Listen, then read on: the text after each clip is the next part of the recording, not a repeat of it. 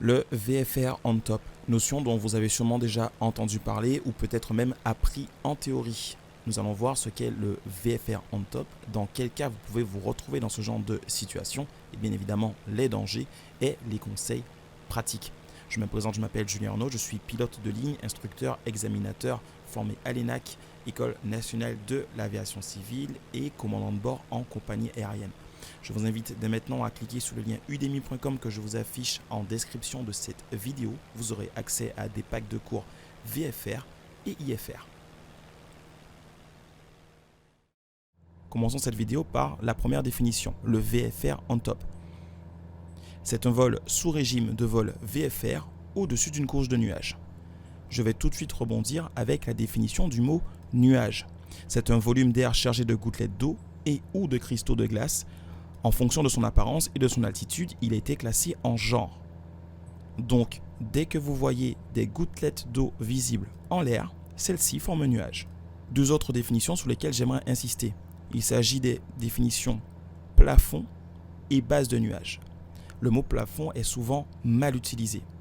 La définition du plafond est la suivante. C'est la base de la couche de nuages la plus basse dont la nébulosité est supérieure ou égale à 5 octas. On parle donc de plafond à partir d'une couche de nuages dite fragmentée ou broken. Dernière définition, la base d'un nuage. La base d'un nuage désigne la partie la plus basse d'un nuage ou d'une couche nuageuse. Pendant votre vol en VFR on top, il va absolument vous falloir respecter les conditions VMC en fonction des différents espaces aériens. Respecter les conditions de visibilité ainsi que les espacements latéraux et verticaux par rapport aux nuages. Ces mêmes précautions seront également à prendre pendant votre descente. Vous n'êtes pas autorisé à traverser la couche de nuages pendant la descente. Nous allons maintenant voir dans quel cas vous pouvez vous retrouver dans des conditions de VFR on top. Cette image satellite a été prise le 4 janvier 2022. Admettons que nous souhaitons effectuer un vol VFR entre l'aérodrome de Laval, dont je vous affiche le métard à l'écran, peu de nuages 1800 pieds et par 2700 pieds, fragmenté 4300 pieds. La destination sera à l'aérodrome d'Agen, dans le sud de la France. Le métard s'affiche à l'écran, condition CAVOC. Vous pouvez cependant voir que sur la route, vous allez devoir traverser des nuages. Vous pouvez bien évidemment consulter les cartes temps-ci pour connaître les conditions météo, mais aussi les métards des terrains sur la route pour connaître les conditions et la base des nuages. Aérodrome d'Angoulême, j'ai couvert 1400 pieds, TCU. Tempo, je peux avoir du fragmenté à 400 pieds. Cognac, peu de nuages de 1300 pieds, couvert 3500 pieds. Peu de venir, et par 1000 pieds, couvert 3000 pieds. La Roche-sur-Yon, condition CAVOC, mais en tempo, fragmenté 800 pieds, fragmenté 2000 pieds. En préparant ce vol, je me rends compte qu'il pourrait être difficile de voler sous la couche de nuages. Je pourrais avoir des conditions broken, voire même couverts en dessous de 3000 pieds. À ce moment, je perdrais forcément les conditions VMC. Cependant, au-dessus de la couche, au-delà de 3 ou 4000 pieds, le temps allait d'être clair. Cependant, la question finit par se poser. Si je perds totalement la vue du sol, comment dois-je naviguer? Y a-t-il des dispositions réglementaires? La réponse est oui. La réglementation stipule que, point A, les avions exploités sur des routes non navigables par repérage visuel au sol sont équipés des équipements de navigation nécessaires pour leur permettre de poursuivre leur route conformément au plan de vol ATS, le cas échéant, et aux exigences applicables de l'espace aérien. Point B, les avions disposent d'équipements de navigation suffisants pour permettre, en cas de panne d'un équipement à tout moment du vol, aux équipements restants de reprendre la navigation en toute sécurité conformément au point A ou de prendre des mesures d'urgence en toute sécurité. Il est effectivement impossible pour moi dans les conditions actuelles d'effectuer ma navigation avec des repères visuels au sol. Je peux donc me servir d'un VOR ou d'un GPS si j'en ai un. La réglementation stipule bien qu'en cas de panne d'un équipement, vous devez en avoir un autre pour prendre le relais. Si ce n'est pas le cas, vous devrez prendre des mesures d'urgence adaptées. Admettons que j'ai qu'un VOR actuellement dans mon avion. Celui-ci tombe en panne et je suis malheureusement pas en mesure de descendre. Les conditions de sécurité ne sont donc pas respectées. Il serait donc nécessaire d'avoir un GPS en cas de panne du VOR. Soyez donc sûr, lorsque vous vous aventurez dans des conditions de VFR on top, d'avoir au minimum 2 équipements pour vous permettre de naviguer. Le mieux serait d'avoir un VOR, un ADF et un GPS. Autre donnée à laquelle il va absolument falloir penser, c'est le carburant. Voler en VFR on top signifie voler à des altitudes supérieures à la normale. On parle de l'ordre de 3, 4, 5, 6, même jusqu'à 9 ou 10 000 pieds. Vous aurez donc des phases de montée qui seront plus longues que d'habitude. Vous allez consommer plus de carburant pour la montée. Autre paramètre à prendre en compte, la dégradation des conditions météo à la destination. Vous pourriez ne pas être en mesure de descendre sous votre couche de nuages.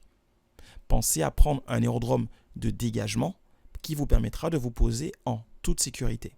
Pensez également à une réserve de carburant en cas d'attente nécessaire à destination ou au dégagement. Le vol en VFR on top peut générer beaucoup de stress chez les pilotes. Soyez donc sûr d'avoir pris toutes les dispositions de sécurité pour pouvoir effectuer ce vol. Nous allons maintenant voir comment descendre sous une couche de nuages. Je vous rappelle que pendant le vol en VFR on top, les conditions VMC doivent être respectées. Vous pouvez consulter la vidéo conditions VMC sur la chaîne YouTube pour voir quelles sont les différentes conditions VMC. J'évolue actuellement dans un espace aérien de classe Golf.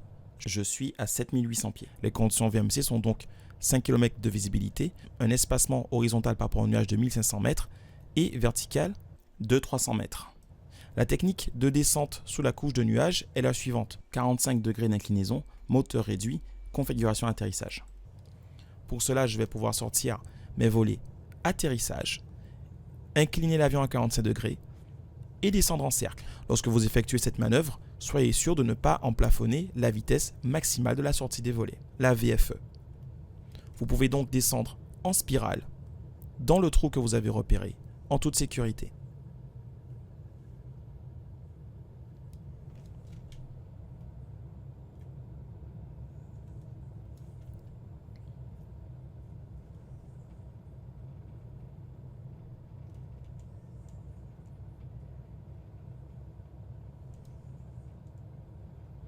Je poursuis ma descente, moteur réduit, je fais attention à ma vitesse, je suis à 45 degrés d'inclinaison.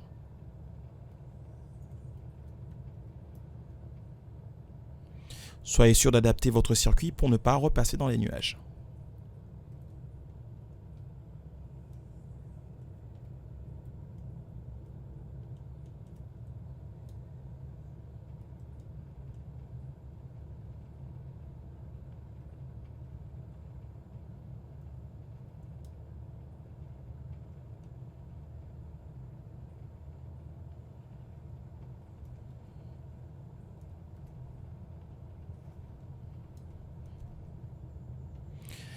Je suis maintenant passé sous ma couche de nuages, je peux remettre en vol de conditions normales. J'ai réussi à descendre sous la couche de nuages sans perdre les conditions VMC. La question se pose maintenant forcément à un moment, que dois-je faire en cas de panne moteur? Malheureusement, cette situation est déjà arrivée. Il y a 2 choses qui peuvent vous sauver.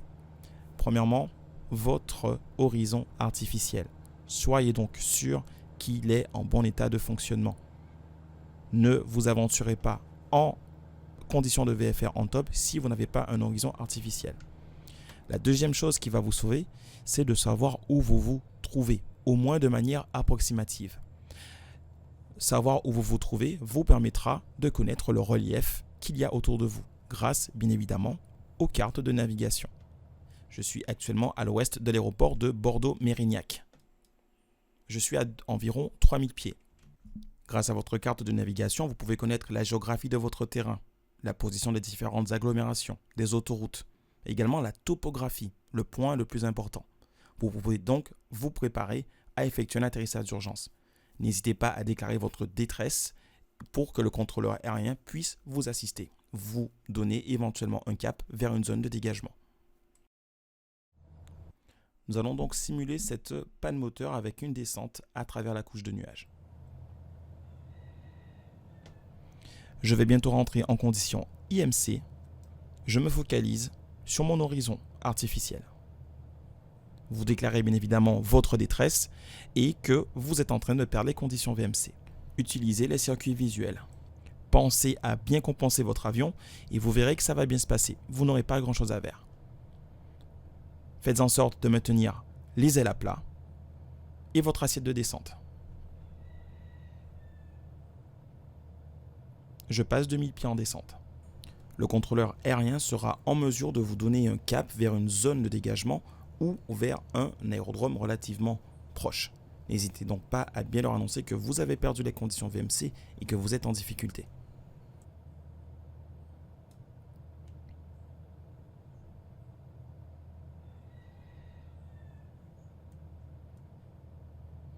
« 1500 pieds en descente.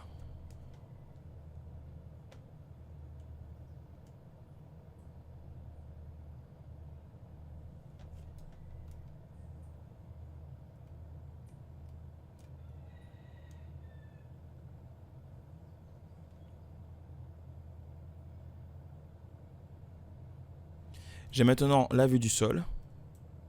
Je cherche un champ pour me poser en toute sécurité.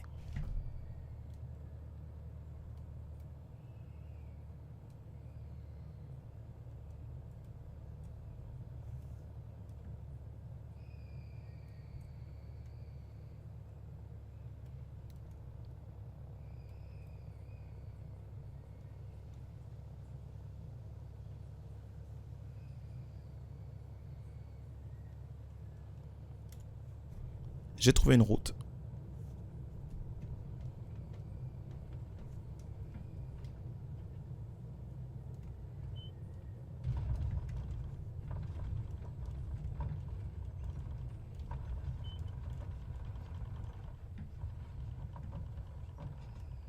Je vous remercie d'avoir été attentif à cette vidéo. N'oubliez pas de consulter les autres vidéos de la chaîne. N'oubliez pas de vous abonner. Et sur ce, je vous souhaite un agréable vol.